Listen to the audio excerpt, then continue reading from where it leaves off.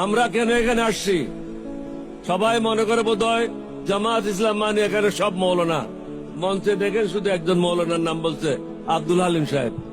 বাকি সব barrister, engineer, doctor. Shafiqur Rahman সাহেব নিজে ডাক্তার। সব শিক্ষিত লোকের সমাবেশ, সমাগম, 11 দলীয় ঐক্য জোট হয়েছে। সুতরাং সমগ্র জাতিকে বলবো, ভুল করবেন না। আমি একজন মুক্তিযোদ্ধা, এটা হলো আমার জীবনের শেষ যুদ্ধ।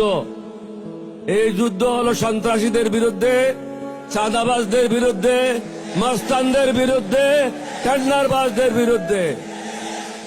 মানুষকে জেগে উঠতে হবে। কয়েকটা টাকার বিনিময়ে, মিথ্যা কথার আশ্বাসে জাতিকে বিক্রি করবেন না। বিগত 25 বছর মোদির গোলামি করেছে তারা।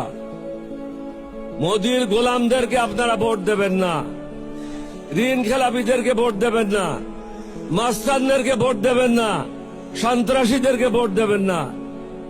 ভালো মানুষ যারা আছে তাদেরকে ভোট দেবেন, তাহলে সমাজটা ভালো হবে। আপনি একটা হারামিকে ভোট দেবেন আর বলবেন যে সমাজ ভালো করেন, সমাজ কিভাবে ভালো হবে? সমাজ ভালো করার জন্য ভালো লোকদেরকে ভোট দিতে হবে।